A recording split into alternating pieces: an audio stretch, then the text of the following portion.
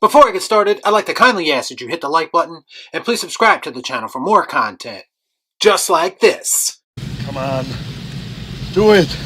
Do it! Uncharted is the new film that's based on the video game series of the same name. It follows adventurer Nathan Drake as he embarks on a dangerous journey to uncover a lost treasure. If any video game lends itself to a live-action adaptation, I would think it would be Uncharted. It's already one of the most cinematic games that I've ever seen, so you would think that the transition into film would be an easy one to make. That makes sense. Apparently, like with most video game adaptations, I was wrong. Video game movies typically fall victim to one of two different pitfalls that plague the genre. Either the movie strays too far away from the source material and becomes unrecognizable, or the movie just comes off as a greatest hits of game references, and doesn't really establish a cinematic identity of its own. I think the best way to do it would be for someone to find balance between those two things, and then maybe we'll get something that's a bit more worthwhile. Then why the fuck didn't you say so?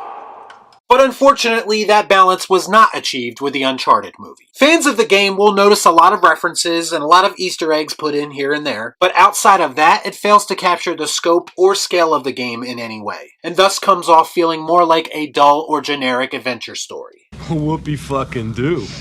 Hey, I'm impressed. This movie really doesn't feel like an Uncharted movie until about the 1 hour and 30 minute mark, and this is only a 2-hour movie. And even when that eventually does happen, it feels too little too late. The first hour and a half or so are kind of a bore to sit through, which is not something I ever thought I would say about an Uncharted movie. You even get a sense that the people making the movie recognize that fact. So they added the cargo plane scene to the beginning of the movie, and then returned to it later in the movie when it actually happens in the timeline. It's the most Uncharted scene that they managed to create, so they double down on it and they try to use it as much as possible. Because they are clearly trying to convince people that this is a proper adaptation when it's not. Son of a bitch. There wasn't even a gunfight in this movie until the last half hour, which Uncharted again is kind of known for. Even the puzzles, which there is a very limited amount of, felt very rushed and uninspiring. They just didn't bring that swashbuckling energy to this movie like they should have. Also, I'm just gonna say it, and I might catch some flack for this because I know Tom Holland is everyone's golden boy now, but to me, he was severely miscast in this movie. Boo this man! I had a feeling that would be the case even when I first heard that he was cast in the role, and then once I actually saw it, my feelings were validated. It's like Sony said, well, he's Spider-Man, so we can just drop him into any role, and people will just accept him in it. The truth is that Tom Holland has this nerdy vibe that makes him a bit more appropriate for someone like Peter Parker. When he's trying to be cool or rugged or manly like Nathan Drake, I found it very difficult to take him seriously. What the hell am I looking at? When does this happen in the movie? I just don't see him as that type of leading man where you can just drop him into a role like this. I mean, what's next? Tom Holland cast as Kratos? Sony, please don't cast Tom Holland as Kratos. It's a shame that this movie wasn't made sooner because Tom's co-star, Mark Wahlberg, in this movie probably would have made a better Nathan Drake if he hadn't aged himself out of the role. I'm too old for this shit.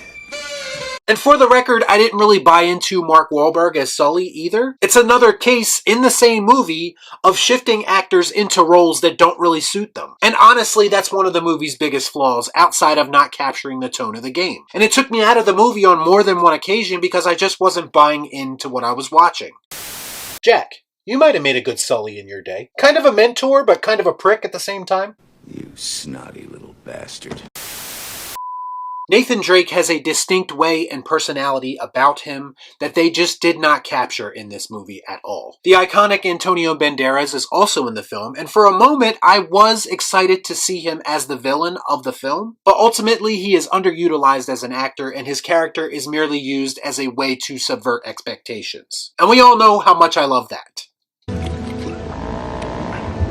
It's a little disappointing that so much of this movie is spent in New York City or inside of a church. Because Uncharted, as a globe-trotting series, has a lot more to offer. I was expecting big-scale action sequences and quippy dialogue and exotic locations, like the game. Instead, I got a dull, monotone rehash of other much better adventure movies. I still believe that Mortal Kombat 1995 is the best video game adaptation to date, because it found that balance between capturing the essence of the game and also establishing its own cinematic identity. Uncharted, on the other hand, failed in both of those aspects and literally left me feeling nothing. That's why I'm going to give Uncharted the Careless Sam Gerard. I don't care! So have you seen Uncharted? If you have, let me know what you thought about it in the comments down below. As always, please like, comment, share, subscribe to the channel. Hit that bell for notifications, and I'll see you next time right here on Real Shift. Thanks for watching. Peace out.